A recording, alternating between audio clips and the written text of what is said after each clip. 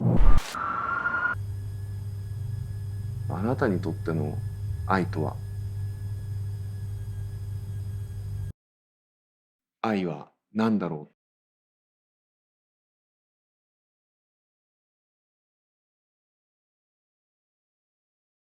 僕が一番最初に覚えた文法は、ヨルトン公園で撮影をしてた時に、すごい寒い日の撮影だったんで、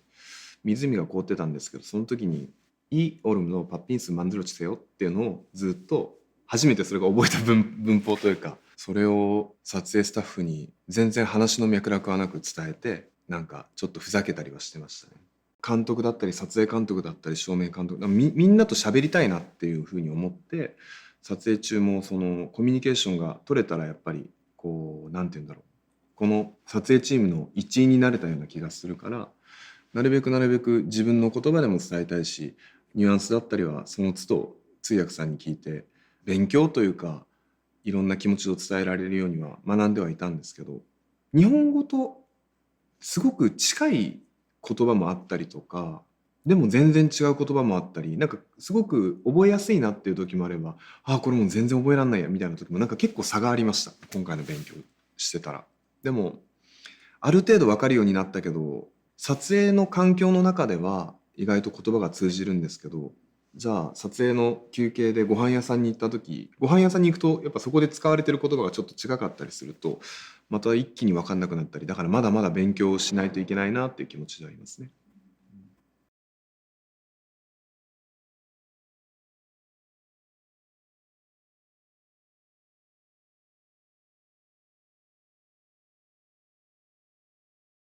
僕の純吾の役はあんまりこう、セヨンが演じた本は日本に来て日本語をすごく喋らなきゃいけない役だったんですけど、僕はその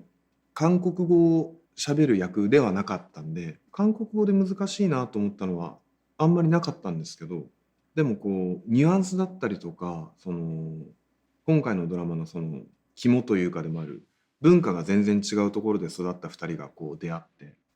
そこで愛が生まれてっていうところで言うと、なんだろう、愛情の伝え方だったりっていうのは2人ともすごく差があったんですね。僕はどっちかって、僕というか純吾はどっちかっていうと、分かってほしい、言葉で実際発さなくても分かってほしい、でもベニは言葉で発してくれないと分かんないよねっていうその差があったんで、そこはこのやり取りをしてる中で、難しいところでしたね。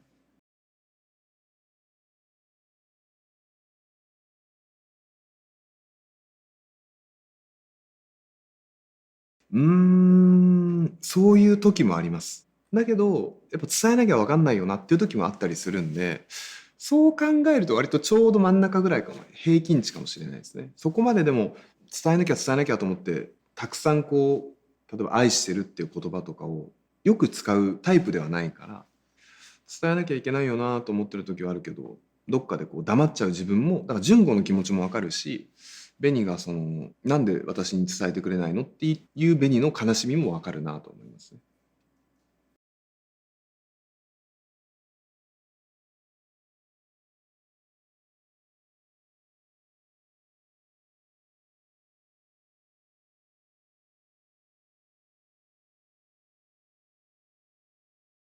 今回はでもね、僕のお母さんは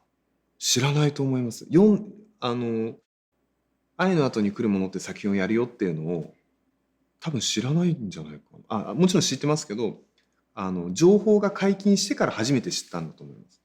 でも毎回その、例えばこの本のこの小説の登場人物がどこかケンに似てるよって言われると、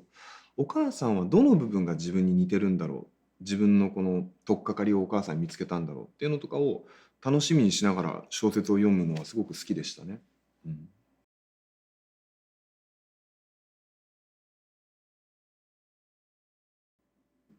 僕はね、すごく尊敬するべきところもあるなと思いつつ、多分純子ってこの過去で離れ離れになってしまってから5年間ずっとやっぱ本のことを思い続けてるんですよね。それはすごいことだなとも思ったし、やっぱ5年って結構長いから、その5年の間も一人の女性を愛し続けるっていう純子のそのエネルギーっていうのはすごいなとは思ったし、だからそこは僕はちょっとなんて言うんだろう、その純子の役を演じてみて僕にはできるだろうかっていう思いもあるし、彼の尊敬すべきとこだなとも思うかな。うん、でもなんかちょっとそのさっきの話と重なっちゃうんですけど、分かってほしい、本当はこういうことを伝えたいんだけどそこで蓋をしてしまう言わない純子のその気持ちもすごく分かるっていうのは思いますね。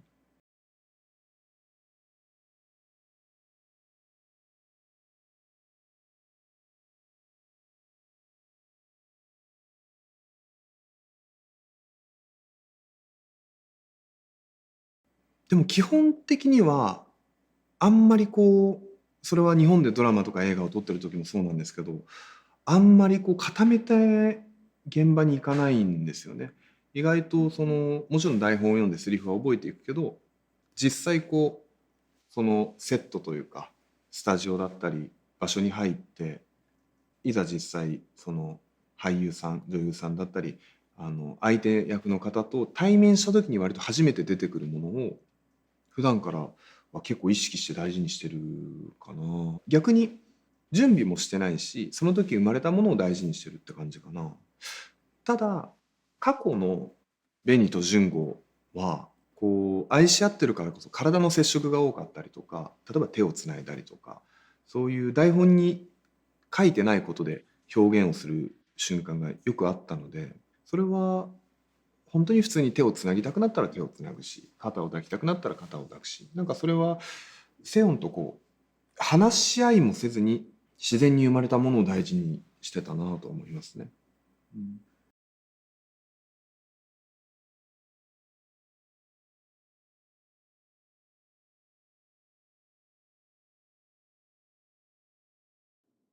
でもそれはやっぱラストシーンかな。どういう終わり方をちゃんと2人は、ちゃんとした終わり方を迎えられているんだろうかっていうのはすごく気になります。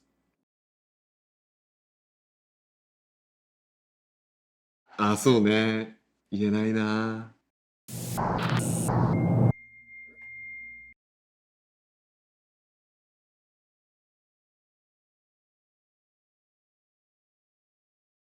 僕は変わらない愛も信じてはいるけど、変わっていくべきだと思っちゃう。愛っていうのは多分変わんないんです。だから変わらない変わらない愛はあると思いますか、あると思うって言えちゃうんですけど、でも別の角度から見ると、例えば愛情ってこう形がないものだし触ることはできないけど、その色だったりとか、色もそうだし、例えば重さもそうだし、質感だったりとか、じゃあどんな素材でできてるんだろう、形もそうだし、それは本当にいろんなものがあると思うから、変わらない愛はあると思うけど、その愛の中身っていうものはどんどん変わっていくんだろうなとは思いますね。すごく体を温めてくれる愛もあれば、すごい怖い存在にもなったりするじゃないですか。すごく鋭く、切れ味の鋭く、冷たかったりとか。だからそう考えると、時々こう、愛情っていうものは危うくなってしまうけど、なんかその分の、ちゃんと大事にすれば、どんどんどんどんきっと自分を満たしてくれるというか、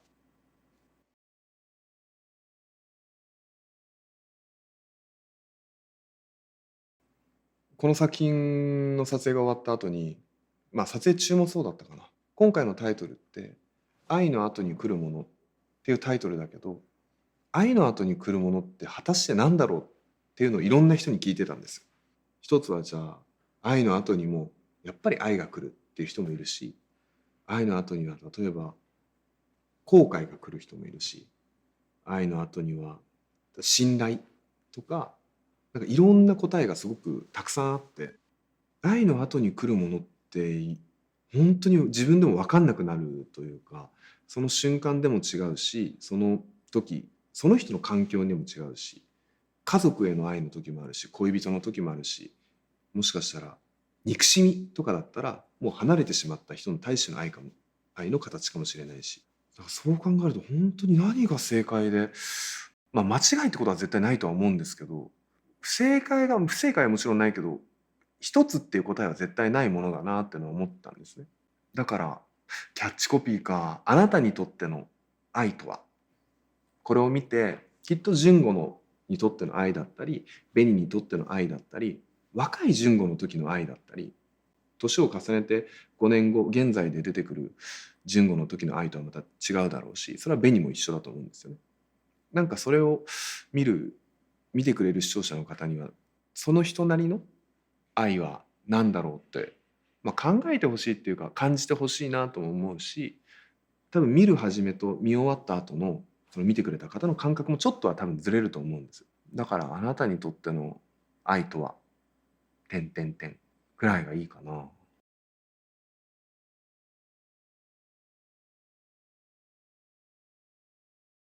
なんだろうな。やっぱり僕いつも思うのは自己犠牲かなってのは思うんですよね。自分を多分好き、好きだったら多分相手から求めるものがすごく多いと思うんだけど、自分を犠牲にしてまで相手のために何かをしてあげようと思った瞬間に、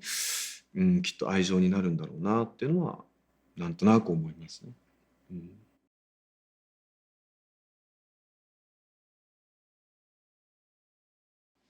セリフなんかなんだろうな。君と別れてから君の気持ちに近づきたくて走り続けてきた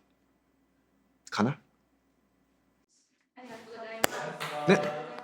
ありがとうございました。